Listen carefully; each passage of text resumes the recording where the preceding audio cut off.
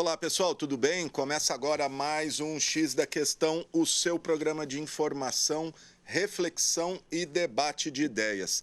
Lembrando que nós estamos ao vivo aqui pela TV Câmara São José do Rio Preto e também pelas nossas redes sociais. Estamos lá no Facebook e no YouTube. E que você pode e deve participar aqui com a gente, enviando sua sugestão, sua crítica, sua opinião para o nosso WhatsApp, anote aí o número, é 99163-7905. E se você quiser ligar aqui para a gente, falar na nossa redação com a nossa equipe de jornalistas, nosso telefone é o 3214-7766. E se você é dos antigos aí, prefere o e-mail, tá aí o nosso e-mail, gama@riopreto.sp.leg.br, além das nossas redes sociais, como eu disse, Facebook, YouTube, pode entrar em contato com a gente por aí também.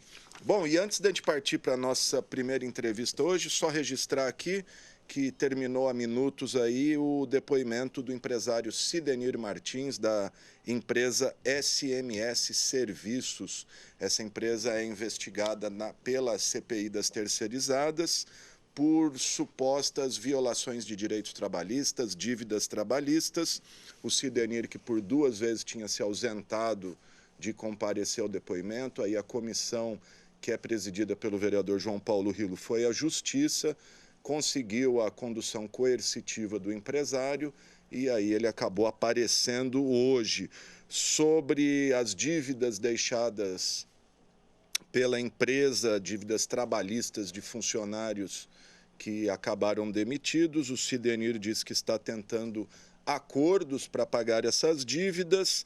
Ele não passou detalhes nem do número de funcionários nessa situação, nem de valores, mas disse que entrou em dificuldades financeiras tanto por conta de tributos trabalhistas que ele falou que são muito altos e que também veio a pandemia e a empresa ficou sem contratos, principalmente com o poder público que mantinha aí contratos de prestação de serviço terceirizado. E ele também negou assédio moral para obrigar esses funcionários a pedir demissão e assim escapar de pagar as dívidas trabalhistas, como a multa de 40% por demissão. Esse é o registro aí do depoimento. Ao longo da nossa programação, você confere mais detalhes.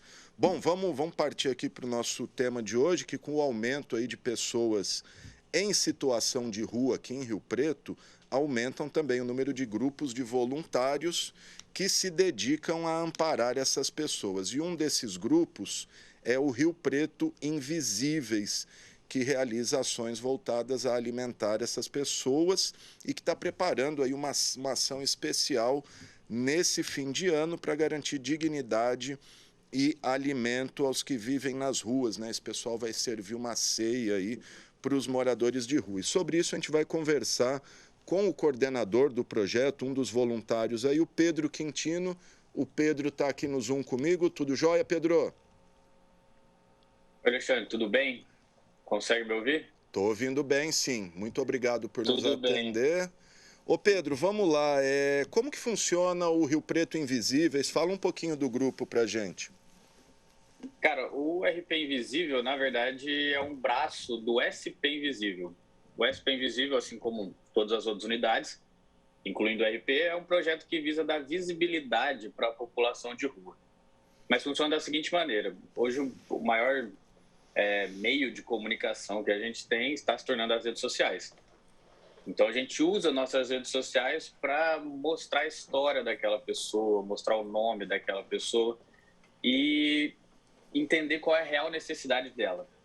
Então nós vamos até elas, buscamos saber como chegou ali, qual é o nome, de onde veio e o que a gente precisa fazer para atender as necessidades daquela pessoa, seja comida, seja roupa, voltar para casa, tentar algum tipo de emprego.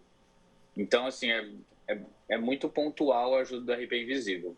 Então, funciona dando visibilidade e voz para essas pessoas. Bacana. Quem que integra o Rio Preto Invisível? É um grupo fechado? Se alguém de fora quiser fazer parte, como deve proceder? Cara, não é um grupo fechado, muito pelo contrário. Quanto mais pessoas e mais aberto for, melhor para a gente, porque a gente tem essa carência de voluntários que vai para a rua. Nas ações, como você mencionou, essa de Natal que vai acontecer agora, a gente costuma ter bastante voluntários, mas para o dia a dia, para a rotina, para ir para a rua, conversar com as pessoas e coletar o material, é um pouco escasso. Então, assim, é um grupo completamente aberto, a gente não tem vínculo religioso, político, nada, a gente precisa de pessoas que estejam dispostas a ajudar pessoas. É até o que eu ia te perguntar, porque normalmente essas ações têm por trás alguma entidade religiosa, uma igreja. No caso de vocês, não, são desvinculados aí de qualquer ligação. Exato, a gente não tem vínculo com nenhuma igreja, não tem. Os membros, obviamente, têm suas religiões, mas Sim. assim, isso não afeta em nada nenhuma abordagem do RP Invisível. E qual é o perfil de vocês? São assistentes sociais? Algo já trabalha nesse meio ou não? Tem gente aí de toda a área?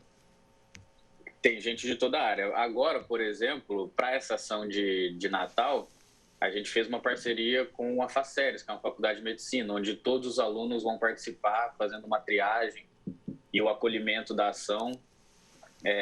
Isso, consequentemente, acaba puxando alguns voluntários para a ida para a rua também, para coletar o material, mas assim, tem advogado, tem psicólogo, tem jornalista, tem, enfim. Nós temos uma assistente social do grupo, caso a gente precise, a gente aciona ela, Sim. mas ela não costuma ir para a rua, é só nesses casos pontuais de encaminhamento mesmo. Ô Pedro, e quais são as ações que vocês promovem? É uma data fixa, assim, uma vez por mês? É todo fim de semana? Como que costuma ser a rotina desse grupo? Tá. A nossa agenda de ação, normalmente a gente tem 3 ações fixas que a gente faz todo ano, independente do que acontecer, que é a Páscoa, o inverno e o Natal. Para o ano que vem, a gente está programando 15 ações, que vai ser uma ação todo mês, juntando com essas 3 que a gente faz. Então, assim, todo mês a gente vai entregar algum tipo de comida, um cardápio um pouco diferente do que eles têm na rua já, com o adicional dessas ações que a gente já faz. Então, o planejamento para o ano que vem são 15 ações. Bacana. Se alguém quiser participar, colaborar, doar alimento, ajudar a preparar, como é que funciona? Onde vocês preparam esse alimento? E depois, qual é o ponto que vocês entregam esse alimento?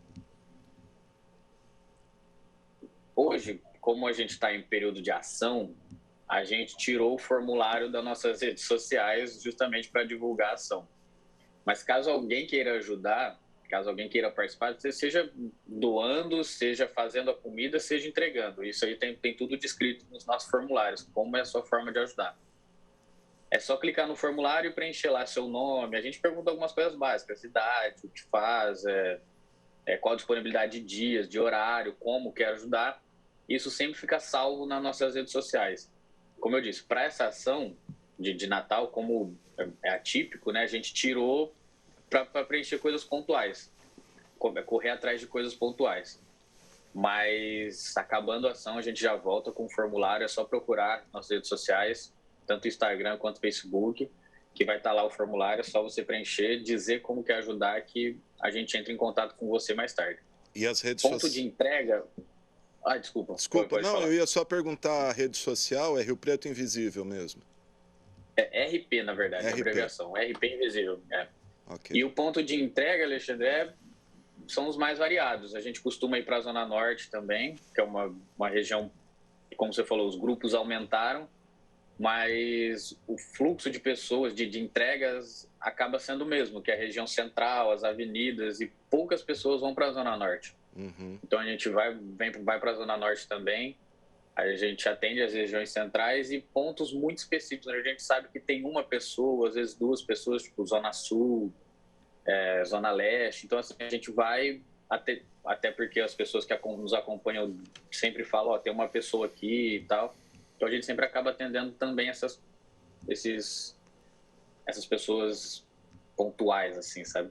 Legal. Eu perguntei para a prefeitura se eles têm algum levantamento do número atual de pessoas em situação de rua em Rio Preto. Foi informado aqui 678 pessoas, entre os usuários flutuantes aí de serviços oferecidos pela assistência social, como o Centro Pop e a alimentação, que é ali no Bom Prato, né, que o pessoal ganha o ticket, e também pessoas em situação de rua mesmo, que vivem na rua. Você acha que é por aí esse número?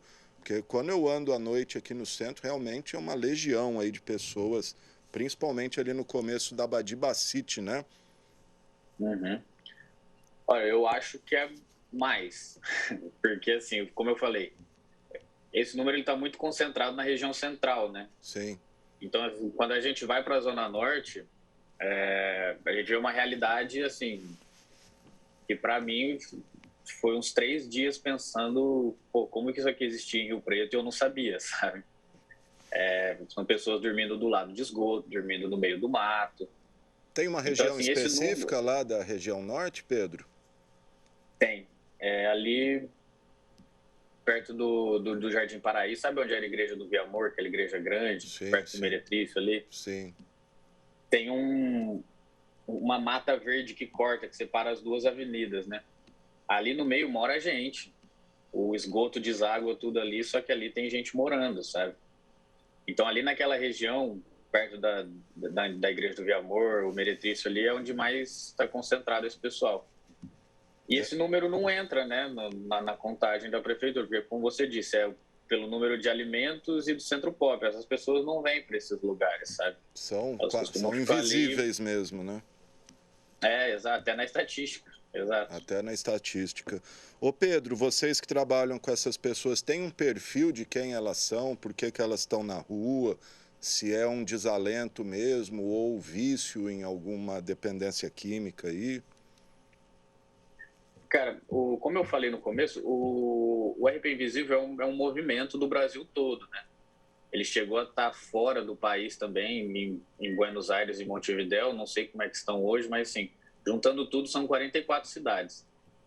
Durante um período eu tive na coordenação nacional. E dos primeiros estudos que a gente fez, obviamente que isso aí é muito micro, né, só dentro dos nossos movimentos, Sim. a gente juntou todos os coordenadores das 44 unidades para buscar esse motivo, sabe? Para tentar traçar um perfil, tipo assim, ó, quem é essa pessoa e por que essa pessoa está ali. E assim, é majoritariamente homem e negro. E o principal motivo é por problemas familiares. A droga, ela é uma consequência disso tudo, né? Então, assim, a pessoa nasce com uma casa totalmente desestruturada, sem muitas condições de alimento, enfim, de N coisas, e aí ela acaba partindo para a droga. Então, assim, a gente começou a buscar a raiz disso tudo e viu que, assim, pô, a droga é consequência disso. Então, o que de fato levou essa pessoa para a rua é isso. Muitas pessoas estão na rua, eles chegam na rua, na verdade, sem usar nada. Aí começam a usar a droga como uma fuga, sabe? E até para Tem pessoas na suportar aí rua. a crueza, né? Exato, exato. E tem pessoas na rua que também não usam, né? Sim. Nós conhecemos, tem pessoas próximas do projeto que a gente mais tem contato, são pessoas que não usam. E essas pessoas manifestam o desejo de voltar a ter uma vida, digamos, normal? Sim. O problema é que, especialmente em Rio Preto, que é uma cidade bem preconceituosa, né? Com população de rua. Então, assim, eu consigo entender o lado do empregador, apesar de não concordar muito, mas assim, eles pedem um currículo, pedem alguma coisa, e quando vê que o endereço é o Centro Pop, é o albergue, eles acabam já descartando essa pessoa. Então, assim, para a pessoa em situação de rua conseguir um emprego, ter pelo menos a condição de chegar lá e falar assim, ó, eu estou disposto, ela precisa do endereço. Aí eles acabam fazendo a checagem do endereço e já descartando essa pessoa na Descarta. hora. A gente até teve um projeto aprovado aqui pela Câmara que criava uma espécie de cota para essas empresas terceirizadas, de braçais, de serviços gerais, aí acabar contratando pessoas em situação de rua, mas acabou, infelizmente, vetado aí pelo executivo. Você acha que o poder público poderia fazer, Pedro, além de apenas oferecer um banho, como faz ali o Centro Pop, ou oferecer um prato de comida, como a Pastoral do Povo de Rua tem feito? É Primeiramente, são serviços completamente essenciais. As pessoas precisam ter um pouco de dignidade na rua para elas conseguirem dar um passo a mais. A gente sempre usa o exemplo no projeto da pirâmide de Maslow, né? Que assim, a base da pirâmide são as necessidades fisiológicas. Enquanto a pessoa não estiver tranquila sobre o lugar que ela tem para dormir, o lugar que ela tem para fazer as necessidades e as necessidades dela, que é comida, enfim, acesso à saúde, ela não consegue pensar no passo superior, sabe? Porque ela ainda está gastando a sua energia naquilo lá. Pô, o que eu vou comer? Onde eu vou dormir? E se eu passar mal? E se eu ficar doente? Sabe? Então, assim, esses serviços são essenciais para preencher a base da pirâmide. Só que é exatamente sobre esse projeto de lei, sabe? Existe uma entrave na parte de ressocialização. As pessoas, elas têm esse acesso aqui em Rio Preto, e diga-se de passagem, é bom. Só que existe esse entrave na ressocialização, Alexandre. Tipo assim, as pessoas... Os serviços são mantenedores, que a gente fala. A gente precisa pensar um pouco além disso aí, tá? A gente está mantendo, mas e agora? Como que a gente faz para tirar da rua? O projeto, sempre que a gente... Nós temos, sei lá, acho que 300 atendimentos hoje, sabe? No nosso acervo. Uhum. E temos 8 casos de ressocializações. E a gente percebeu um padrão nessa ressocialização, que é, tipo, a gente tira a pessoa geograficamente do lugar, do centro ou de qualquer coisa, e quando ela sair dessa reabilitação, a gente passa para o próximo passo que a gente chama de desenvolvimento, que é montar currículo, oferecer um curso técnico, ou já sair com algum emprego garantido e manter algum lugar. O problema é sempre tirar ela do lugar que ela está, sabe? Porque por mais que ela vá para uma clínica, se reabilite, se ela voltar para o centro, não tem o que fazer. Não tem. Ela vai acabar caindo de novo. Então, assim, o padrão é esse, tipo, tirar ela de perto e oferecer essa ajuda de desenvolvimento para a pessoa. Legal. Eu acho que é isso que falta. Maravilha. Ô Pedro, e esses 8 casos que você citou pontuais, essas pessoas saíram da rua para fazer o quê? E qual a situação delas hoje? Elas estão bem, estão empregadas, estão, enfim, conseguindo um sustento próprio? 3 casos, elas voltaram para a casa das famílias. Então, assim, nós publicamos a história delas e em 2, a família entrou em contato com o projeto. Tipo assim, sei lá, é tio do não sei quem, eu vou pedir pro não sei quem te chamar, sabe? E um caso, o cara falou assim, eu vim para cá por conta de desentendimento na minha família, porque eu estava desempregado, etc. E eu quero muito voltar. E aí ele falou que morava em Araçatuba, a família era de Araçatuba, a gente foi atrás das pessoas lá e conseguimos encontrar a família, falar assim, esse senhor está aqui, disse que é pai de não sei quem, tem como você vir até aqui ou falar com a gente? Então, esses 3 casos foram de volta para a família. Os outros 5 foram de oportunidade de emprego. E todos eles com oportunidade de emprego fora daqui. Então, assim, um era para essas empresas de móveis, sabe? Que tem o cara do caminhão que vai fazer as entregas e o cara fica descendo. Então, ficava viajando, não ficava em Rio Preto. E a sede deles era numa cidade perto de Campinas. Assim, de qualquer maneira, o cara teria que sair daqui ou para viajar ou para mudar para perto de Campinas. E os outros foram também, um de pintor, o outro foi numa coleta de lixo, o outro foi... Putz, eu não lembro agora quais são os... Mas, enfim, todos eles saíram daqui, Alexandre. Todos eles. E bacana. Eu tenho contato com esses da família e com um desses que saíram. Hoje ele está em Santos, trabalhando como pintor. E o legal é que, assim, esse que foi para Santos de pintor, ele saiu de uma ação de Natal. A gente fez a ação de Natal em 2019, ele falou, cara, tudo isso que vocês me ofereceram é muito bom, e eu não tenho isso na rua. Então, se eu percebi que se eu quiser ter isso de novo na minha vida, eu preciso trabalhar, eu preciso sair daqui. Ele falou, então, vocês me despertaram uma coisa que assim, eu não tinha sentido antes, eu estou disposto a sair da rua agora. Foi quando ele foi atrás de emprego igual um louco. Saiu entregando vários currículos, me conseguiu. Bacana, gente. Tá aí o Pedro Quintino, do RP Invisível. Se você quiser ajudar, colaborar, entra aí nas redes sociais, Facebook, Instagram, RP Invisível. Para a gente fechar, Pedro, qual que é o cardápio oferecido aí para o final de ano nessa ação? É dia 25, é isso que vocês vão... Dia 19. Dia 19, Esse desculpa. Domingo agora. Domingo agora já. Qual que é o cardápio? O que está precisando de alguma coisa? Se alguém quiser, de repente, aí ajudar, que estiver assistindo a gente. Alexandre, graças a Deus a gente bateu a nossa meta, assim, tanto dos alimentos quanto dos outros gastos. Então, assim, conseguimos encerrar. Mas o cardápio vai ser arroz, farofa com bacon, churrasco. Aí, como todo churrasco, vai ter patê de alho, vinagrete, pão. E, além disso, lá a gente vai também atender os animais de rua que sempre chegam. Então, vai ter ração, vai ter água para os animais, vai ter atendimento médico, vai ter uma música ao vivo, corte de cabelo, enfim. Onde vai ser essa ação? No antigo Centro Pop, onde é a Casa dos Conselhos hoje. Na Badia, na esquina Badia com ali, Independência. Né? Onde era a cozinha piloto ali, né? Exato. Lá mesmo.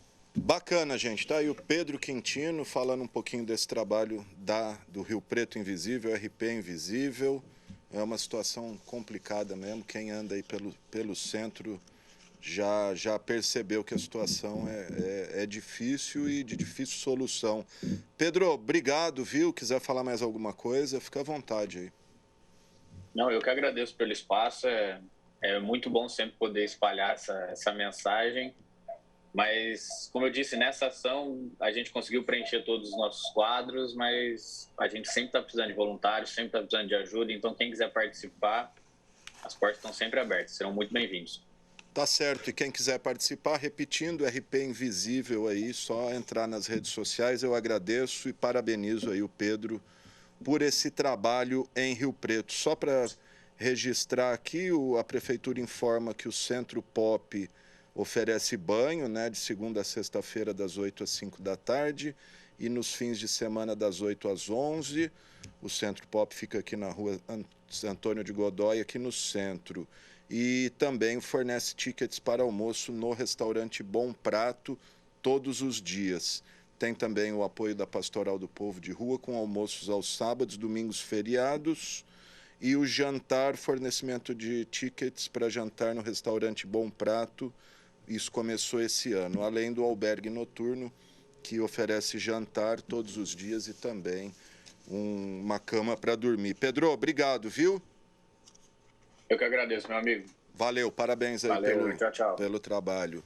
Bom, mudar de assunto, porque nesta terça-feira, né, dia 14, a Câmara realiza as duas últimas sessões ordinárias de 2021. E entre os projetos na pauta, o que reajusta o IPTU em 12% para 2022, além de promover correções na planta genérica do município. Vamos conferir a pauta completa das sessões desta terça-feira. Olá, você que nos acompanha aqui pela TV Câmara. O projeto que institui a nova planta genérica do município e corrige o valor do IPTU em 12% para o exercício de 2022 será analisado em primeira e segunda instâncias nesta terça-feira, durante as 54ª e 55ª sessões ordinárias. A proposta entra na pauta após audiência pública com a participação do secretário da Fazenda, Martinho Ravazzi. Foram apresentadas 4 emendas para esse projeto, com o objetivo de limitar o reajuste. As emendas, porém, precisam ser aprovadas para serem incorporadas ao projeto. Além deste, consta na pauta das duas sessões, para análise da legalidade e do mérito no mesmo dia, projeto de lei do Executivo que abre no orçamento fiscal do município um crédito adicional suplementar no valor de R$ 364 mil para o reforço de dotação orçamentária das Secretarias de Agricultura, Obras e Comunicação. Em discussão na 54ª sessão ordinária, outros 2 projetos de lei complementar do Executivo, que inclui um representante do Conselho Municipal de Turismo ao Conselho Municipal de Defesa do Patrimônio Histórico, Artístico, Cultural e Turístico de São José do Rio Preto, o CONDEFA, e o que inclui serviços de rastreamento de veículos de carga e outros, a lista de tributáveis pelo imposto sobre serviços de qualquer natureza. Ainda durante a 54ª sessão, estão na pauta as seguintes propostas: do vereador Jorge Menezes, que acrescenta parágrafo único ao artigo 110 da Lei Complementar 649, prevendo a instalação de hidrômetro individual nos condomínios para novas edificações. Do vereador Renato Pupo, que dispõe sobre o Código Sanitário Municipal, permitindo a aplicação de penalidade de multa em casos de eventos que promovem aglomeração, levando em consideração a capacidade econômica do infrator. Do vereador Pedro Roberto, que aborda a instalação de painéis solares para a produção de energia fotovoltaica em prédios públicos, destinados a repartições e serviços públicos municipais. Na pauta da 55ª sessão ordinária, além dos projetos que tratam sobre o IPTU e do crédito adicional, entram em análise outras 6 proposituras. Do vereador Renato Pupo, que altera o artigo 26 da Lei Orgânica, dispondo sobre o comparecimento dos secretários em reuniões das comissões permanentes da Câmara. Uma alteração da ementa e do artigo 1º da Lei 14.003 de 2021, de denominação de via pública, originados do Executivo.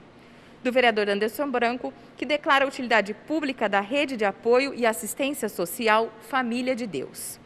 Em discussão quanto à legalidade, vereadores analisam o projeto de Pedro Roberto, que dispõe sobre a divulgação digital de informações sobre animais disponíveis para adoção.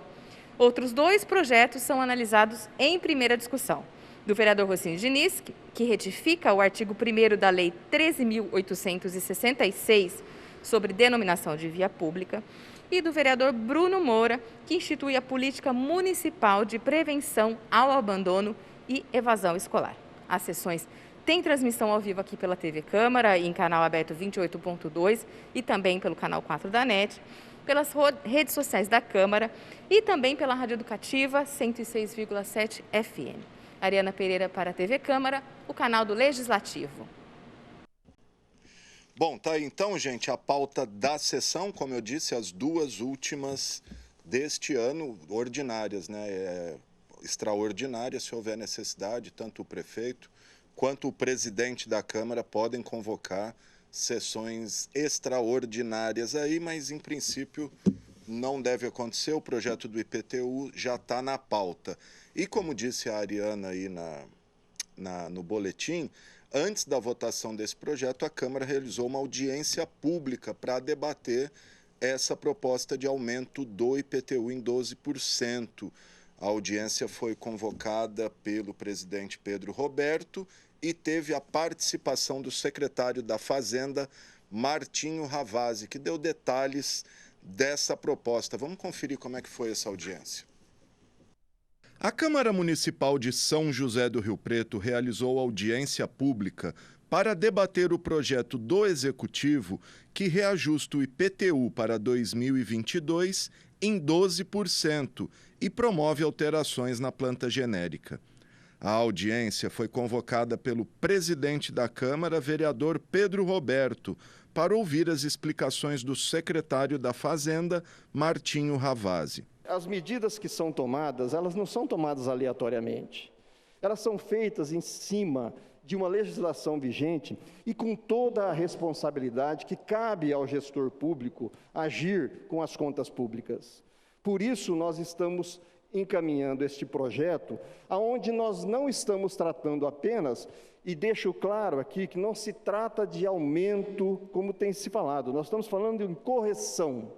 Correção é diferente de aumento real. Em cima de um estudo muito sério e muito bem elaborado pela equipe da Secretaria da Fazenda. E perder uma variação dessa natureza é muito difícil para a gente fechar a conta depois. O município ele tem sofrido e tem acontecido, como acontece todos os anos, as correções dos contratos, as correções das parcerias, dos dissídios coletivos que as classes que prestam serviço em creches, por exemplo, elas sofrem. Então, tudo isso é repassado para a conta do município. Então, como que eu faço para equilibrar essa conta se eu não aplico essa variação da inflação? A estimativa é que a arrecadação do IPTU para 2022 seja de R$ 260 milhões, já considerando o aumento de 12%, que corresponde a cerca de R$ 25 milhões, além do lançamento de novos tributos a novos condomínios, bairros e loteamentos. Apesar das explicações do secretário, os munícipes presentes manifestaram descontentamento com o aumento do imposto. Quando você fala em tempos de pandemia, que você vai mexer no macro da coisa, você vai mexer naquilo que estava quietinho, lá é uma outra coisa, você vai mudar um valor, você não está fazendo uma correção. E é essa grande preocupação, porque o pessoal, ou ele está sendo demitido, ou ele está demitindo. Então, são duas situações terríveis. Tanto a pessoa que tem um capital, e ela emprega, e ela está segurando, está fazendo um esforço para mandar as pessoas embora, e aí ela vai ser penalizada, né? E quem é funcionário, o funcionário, ele não tem o imóvel e ele está sendo demitido e ele vai ter que pagar o IPTU mais alto, porque quem paga o IPTU é quem aluga. A prefeitura precisa ter sensibilidade. Eu estou nervoso aqui, para falar para vocês aqui.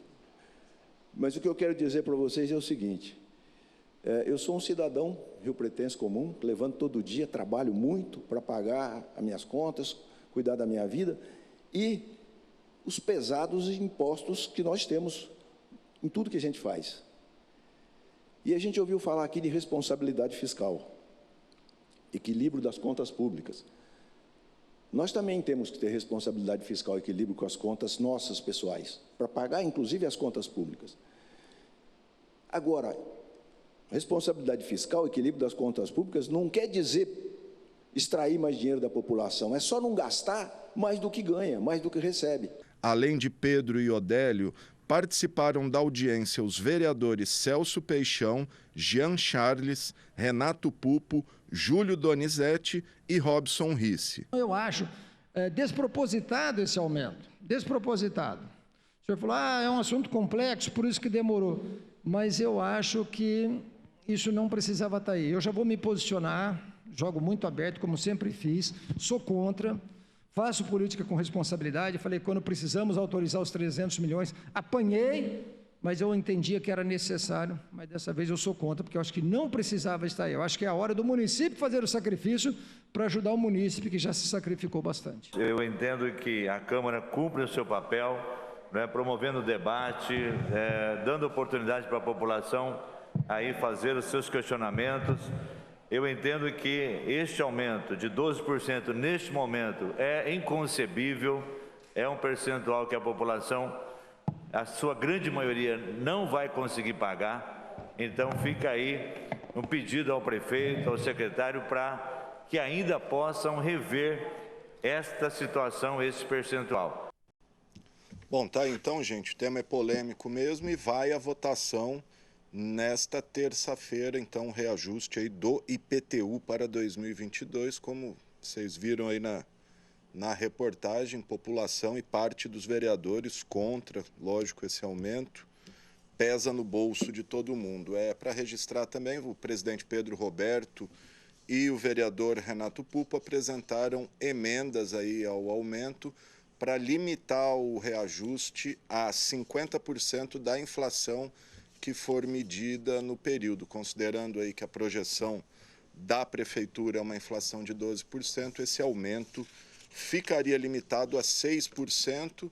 Essas emendas precisam ser votadas, aprovadas, para ser incorporadas e depois sancionadas pelo prefeito Edinho Araújo. Então, acompanhe aí nesta terça-feira a primeira votação na sessão das 9 e depois o projeto votado pelo mérito na sessão das 2 da tarde. Só para registrar também, nessa terça-feira, o ex-presidente Michel Temer vai estar aqui em Rio Preto. Ele participou de um almoço com os empresários aí ligados ao LIDE, né, o grupo de líderes empresariais de Rio Preto. Michel Temer, ex-presidente, que tem sido bastante requisitado aí por empresários para ouvir o que o ex-presidente tem a dizer a respeito da conjuntura política do Brasil. O ex-presidente conhecido aí por sua capacidade de articulação política e visão política. Então, o ex-presidente está aqui nesta terça-feira. Mudar de assunto, falar um pouquinho aqui da Covid, porque a Secretaria Municipal de Saúde informa que recebeu 1.765 doses da vacina Janssen, aquela que é a dose única, né? Essa vacina estava em falta aí no mercado e quem tomou a primeira dose dela estava em dúvida o que fazer com a dose de reforço, até que o Ministério da Saúde autorizou a aplicação da Pfizer como segunda dose. Mas aí a Prefeitura de Rio Preto informa que recebeu essas 1.765 doses para aplicação do reforço adicional para complementar aí o esquema vacinal dos munícipes que receberam essa dose única. As vacinas estão disponíveis a partir de hoje nessas unidades que estão aí na tela, ó, o BS Central, o BS Estoril, o BS Jaguaré, o BS Vetorazo. A vacinação com o fabricante Janssen será feita até o fim do estoque dessas 1.765 doses. A Prefeitura diz ainda que nas demais unidades e nos outros dias da campanha continua sendo aplicada a vacina Pfizer, conforme recomendação do Estado. Quem tomou a dose única da Janssen, o intervalo para essa terceira dose é de 61 dias. Lembrando que para as outras vacinas caiu para 4 meses a dose de reforço, né? Principalmente a AstraZeneca. É isso aí, gente. Bom, vamos mudar de assunto. Temos aí já ou não? O Tribunal de Justiça, em decisão do último dia 7, suspendeu liminarmente o trecho do Código de Posturas do município que condicionava a abertura do comércio do centro a uma série de exigências trabalhistas, como acordo coletivo e comprovação de turnos fixos de 8 horas diária, com a proibição da chamada jornada intermitente, né? A jornada intermitente foi criada aí na reforma trabalhista de 2017 e permite que o trabalhador seja contratado para jornadas ao longo do dia, em diferentes horários. E a Câmara tinha aprovado essas regras na discussão do novo Código de Postura, mas o Tribunal de Justiça entendeu que essas normas que foram propostas pela ex-vereadora Márcia Calda feriam justamente a legislação trabalhista, que autoriza a jornada intermitente, além de entender que não seria competência do município legislar sobre matéria trabalhista, etc. Mas sobre isso a gente vai conversar agora com o presidente da ACIRP, o Kelvin Kaiser, que foi quem ingressou com a ação de inconstitucionalidade junto ao tribunal. Só para registrar, nós procuramos a ex-vereadora Márcia Caldas, que preside o Sindicato dos Comerciários, mas ela não pôde participar por estar numa agenda externa. Mas o Kelvin está aqui com a gente, eu agradeço a participação dele, sei que a agenda está apertada aí, mas encontrou um espacinho para falar com a gente. Tudo bom, Kelvin?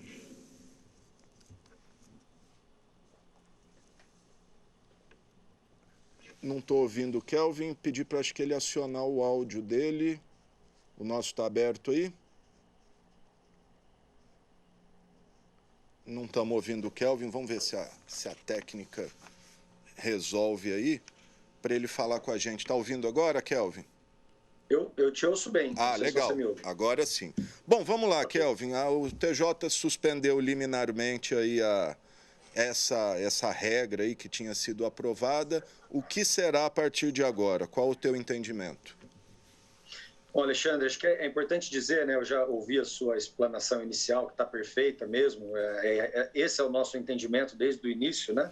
Compete à União cuidar e fiscalizar todas as questões trabalhistas e não, sim, ao município.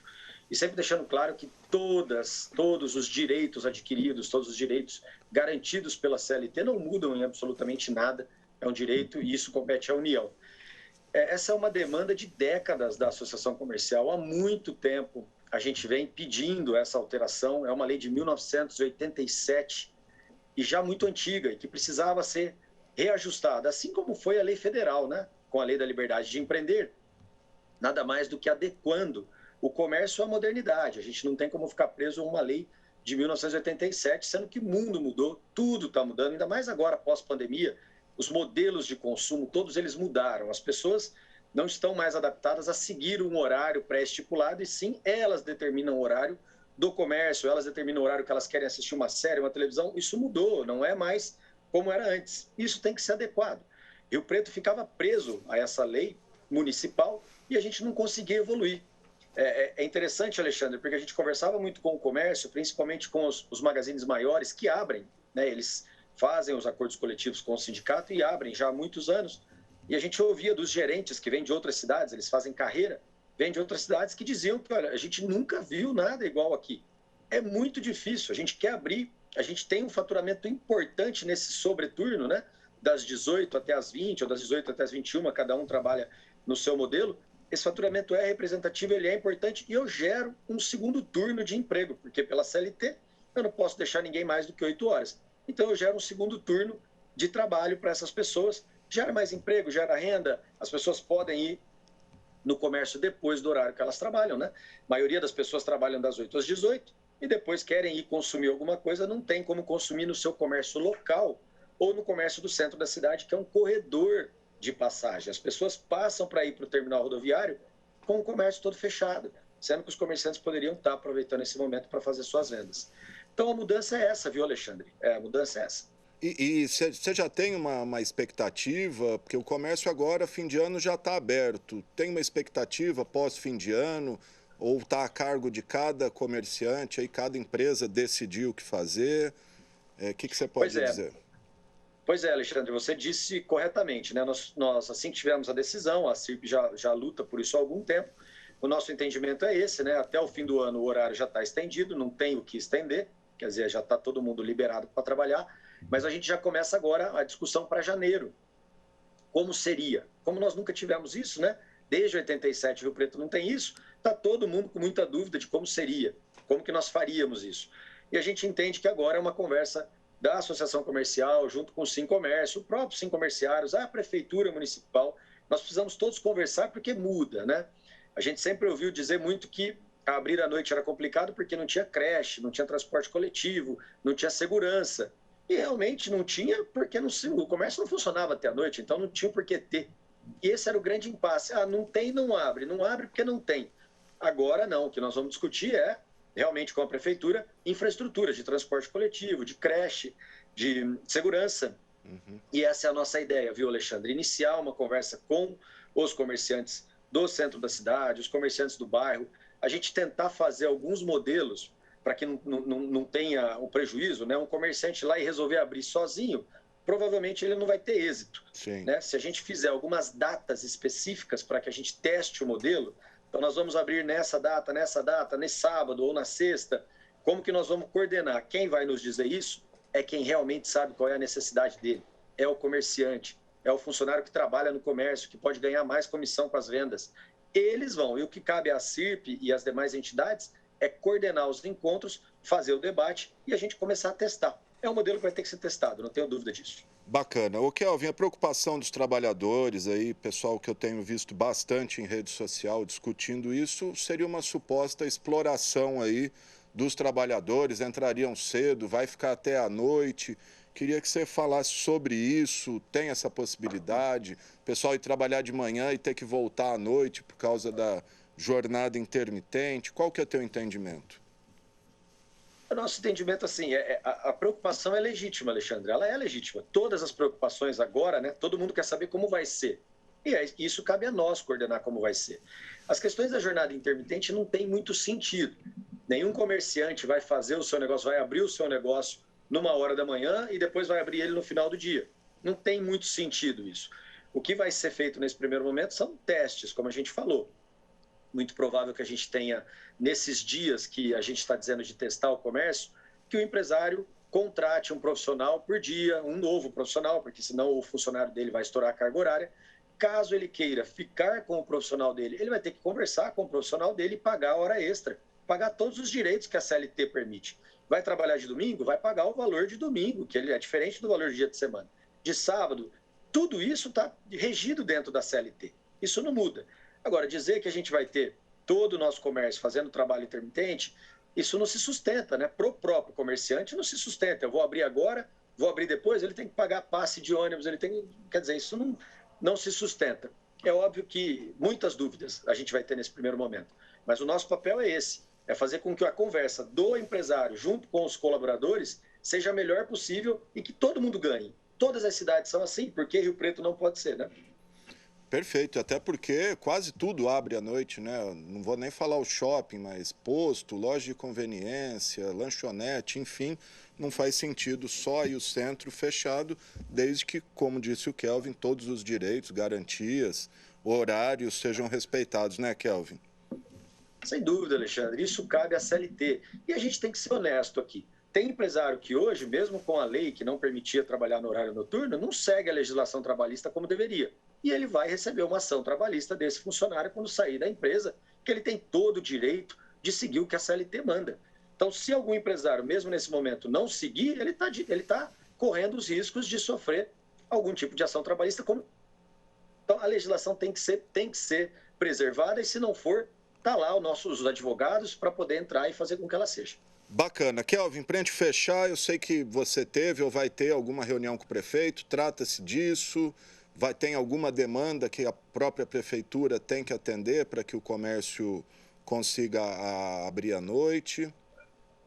Ainda não, Alexandre. Na verdade, nós estávamos agora renovando um termo de cooperação da CIRP, do SEBRAE e da Prefeitura Municipal para poder fazer o atendimento dos empresários, né, dos micros e dos MEIs, dos menores empresários na Cidade Norte e aqui no centro, junto com a Secretaria de Desenvolvimento Econômico e o Banco do Povo. Já é um acordo antigo, que dá mais de 5 mil atendimentos ano para a gente poder ter as nossas empresas trabalhando de forma regular e ativa aqui no município.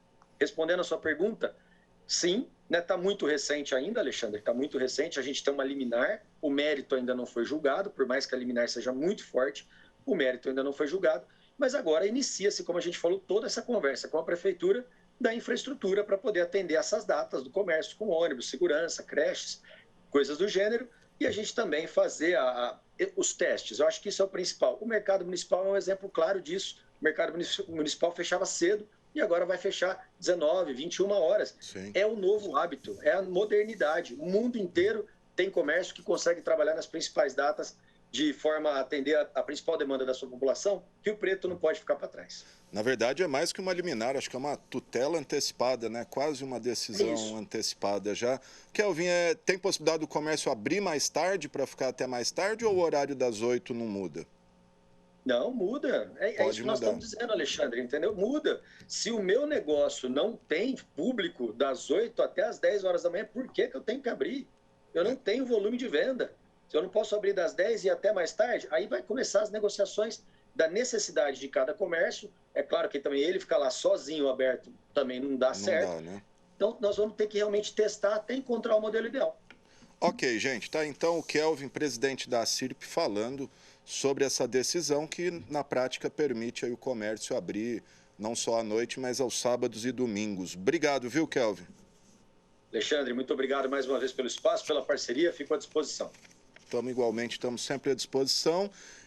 Lembrando só que a posição da Câmara Municipal, né? O diretor jurídico, Dr. Ailton Bertoni, diz que a Câmara vai prestar as informações sobre a formalidade do processo legislativo que aprovou a norma, agora suspensa, e fará uma defesa dessas regras aprovadas, uma vez que, segundo ele, a Câmara não inovou, apenas imputou aí aos comerciantes seguir as regras previstas na CLT e que o Sindicato dos Comerciários, que é presidido pela ex-vereadora Márcia Caldas, deve entrar como terceiro interessado na ação para aí sim fazer a defesa do mérito.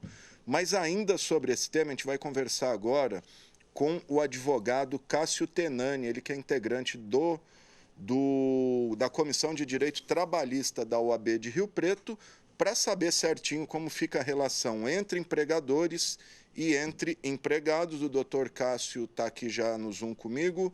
Tudo jóia, doutor? Me ouve bem? Bom dia, boa tarde, tudo bem? Boa tarde já, né? Avançamos aqui. Bom, vamos lá, doutor. Acabei de falar aí com o Kelvin Kaiser, da CIRP. Ele disse que com a decisão o comércio já em janeiro deve abrir à noite.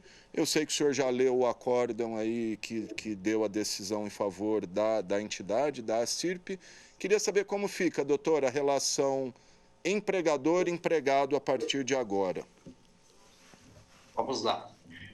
Na realidade, a tutela antecipada que foi concedida em liminar para o questionamento da 650/2021, ele estabelece simplesmente algumas limitações, que são limitações envolvendo a capacidade e a postulação feita através da Prefeitura Municipal. A competência especificamente. Se observarmos o que está em demanda, é o artigo 140 da Lei Complementar 650, nós temos um caput e temos o parágrafo 1º do artigo. Na estrutura do caput, nós temos a expressão convenção coletiva e acordo coletivo, que está aí por excesso. Porque, na realidade, se nós anteciparmos um pouco a leitura do caput, nós vamos verificar que as questões das relações trabalhistas estão dentro dessa estrutura e não foram questionadas. Então, nós temos, dentro da estrutura trabalhista, das normas trabalhistas, as convenções coletivas e os acordos coletivos. Isso nada alterou, isso nada modificou, porque elas são obrigadas, são cogentes, elas impõem as restrições conforme a legislação trabalhista e conforme a categoria profissional. A Constituição, através do artigo 7º, 26, inciso 26, e através do artigo 8º, inciso 3 e inciso 6, estabelece que a norma coletiva é uma legislação que deve ser obrigatoriamente observada. Ou seja, nada muda com a subtração, com a supressão da estrutura chamada norma coletiva ou acordo coletivo dentro da estrutura do parágrafo 1º. É simplesmente um excesso, que já está devidamente caracterizado através das legislações trabalhistas. Quanto ao parágrafo 1º, em que a decisão foi proferida, na realidade, o município não tem a competência para poder fazer a estrutura de fiscalização trabalhista e muito menos regrar a estrutura trabalhista. Isso compete à lei federal, isso compete à estrutura de normas coletivas e, em síntese, as fiscalizações são feitas pelo Ministério Público, pelo Ministério Público do Trabalho, pela estrutura do Ministério do Trabalho, pela estrutura dos próprios sindicatos que o fazem através de estruturas de ações trabalhistas, tá? Cabe ao sindicato, inclusive, a representação de toda a estrutura de categoria de forma coletiva. Então, extraindo a estrutura do parágrafo 1º por questão de competência, nada muda. Nós estamos com a legislação atual, nós estamos com toda a estrutura que envolve a 13467 de 2017, que foi que alterou a CLT, e nós temos todos os regramentos que estão lá no artigo 611, 611A, 611B, que envolvem as estruturas dos instrumentos normativos de cada categoria. Em síntese, não altera absolutamente nada. A legislação continua a mesma. Ou seja, o comércio, então, pode abrir desde que respeitadas aí todas as normas e garantias trabalhistas previstas na reforma trabalhista de 17. Em tese. Por quê? A súmula vinculante do STF, número 38, estabelece que compete ao município estabelecer os horários de funcionamento.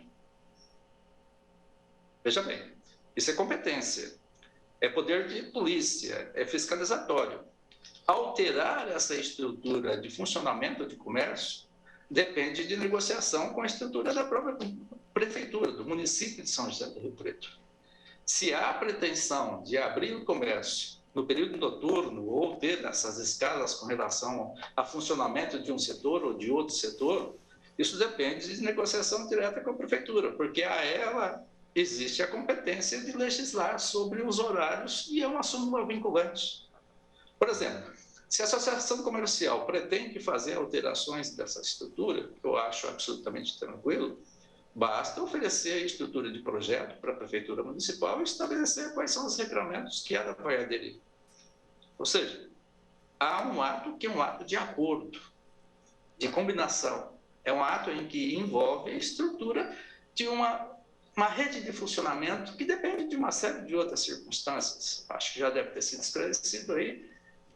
A questão ambiental, a questão de saúde, a questão de transporte, a questão de todos os fatos que tem que ser discutido com o município.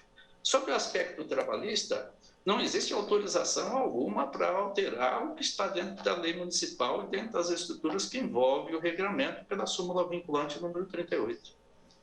Ou seja, então, em tese, segundo o que o senhor está dizendo, não está nada certo ainda. Primeiro, porque é uma tutela antecipada. O processo ainda vai se desenvolver para análise meritória. Isso demora tempo. Simplesmente a tutela faz com que haja uma limitação da prefeitura municipal que agir nesse momento.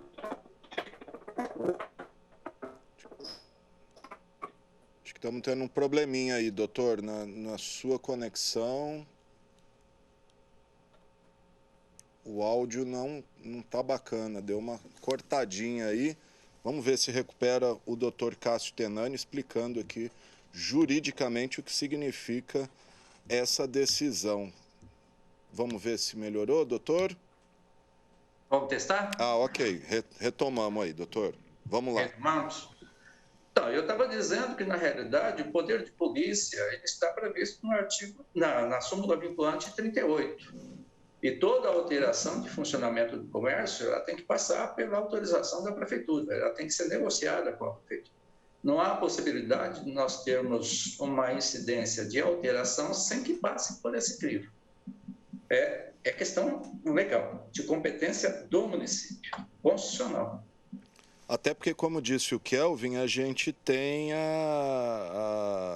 aquela lei de 87, né, que estabelece os horários do comércio. Eu me lembro que o Sincomércio chegou a questionar também essa lei por Umadim. Eu não lembro depois como que ficou o questionamento dessa lei de 87. Pois é exatamente o que eu estava dizendo. Como a competência fiscalizatória de horários de funcionamento, mesmo com a liberdade de comércio, ela requer uma estrutura que é uma estrutura de decisão municipal. E essa lei complementar exatamente estabelece essas questões. O que teve de erro na lei complementar foi um excesso de zelo com relação às expressões convenção coletiva e acordo coletivo e a legislação que foi imposta através do município, quando não tem competência para isso. Só para a gente esclarecer um pouco, a legislação trabalhista é uma legislação que tem uma ordem hierárquica pela pirâmide constitucional. O ápice da Constituição e subjacentes às demais leis. Só que existe para a legislação trabalhista uma coisa muito importante. Há uma flexibilização dessa hierarquia. Ou seja, existe um princípio que é o princípio da norma mais favorável. E na norma mais favorável, você vai contrapor estruturas que são de acordos coletivos e convenções coletivas, que são instrumentos normativos, em detrimento à legislação. A norma que for mais favorável ao trabalhador, ela prevalece dentro da estrutura do judiciário trabalhista. Então, em síntese, nós temos que envolver a questão trabalhista, e essa questão trabalhista está regrada pela Lei 13467 de 2015, pelas próprias estruturas da CLT anteriores e pelas normas coletivas dos sindicatos. A partir desse momento, há um confronto. Qual é o confronto? O confronto com a súmula vinculante 38, que estabelece que cabe ao município a estrutura de funcionamento de todos os estabelecimentos. O que eu quero dizer é que essa legislação, com essa estrutura que foi feita pela 650, com a supressão das estruturas de normas coletivas e acordos, não alterou absolutamente nada do que já existe, porque lá está expressamente escrito que o respeito deve ser com relação à legislação trabalhista. Isso não foi objeto de qualquer demanda, tá ok? E outra coisa, a legislação trabalhista, ela impõe regramentos de fiscalização através de órgãos específicos. Não cabe à prefeitura fazer a fiscalização das questões trabalhistas. Cabe ao Ministério do Trabalho, ao Ministério Público do Trabalho e às entidades sindicais, que são os elementos que vão tentar fazer com que haja uma harmonia dentro dessa aplicação da legislação.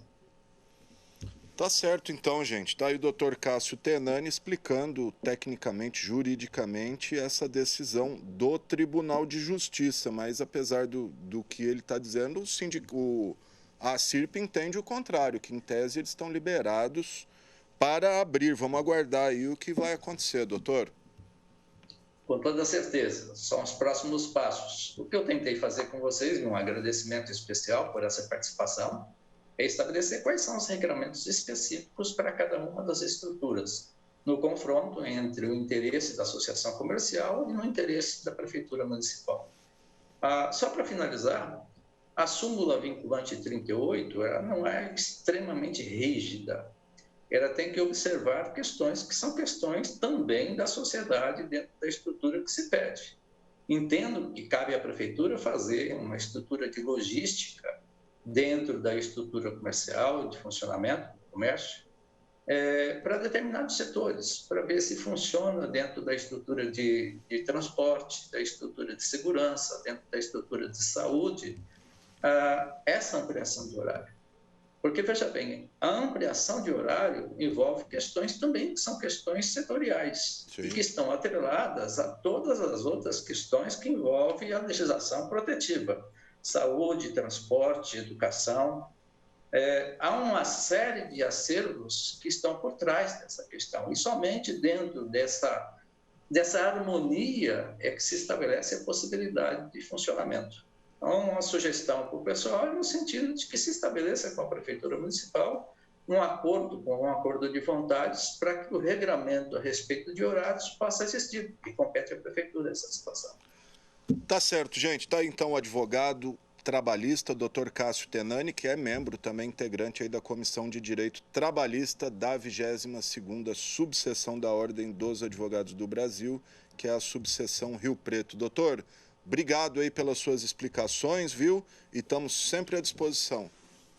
Estou à disposição também, sempre que precisar. É uma grande honra fazer os esclarecimentos que sejam necessários. Maravilha, doutor Tenani, muito obrigado. E com a participação do doutor Cássio Tenani, a gente encerra esta edição do X da Questão. Se você quiser rever esse programa, basta acessar o nosso canal lá no YouTube, estamos lá como TV Câmara Rio Preto, e também estamos no Facebook, no Câmara Rio Preto, Câmara Municipal de São José do Rio Preto, a transmissão fica arquivada lá.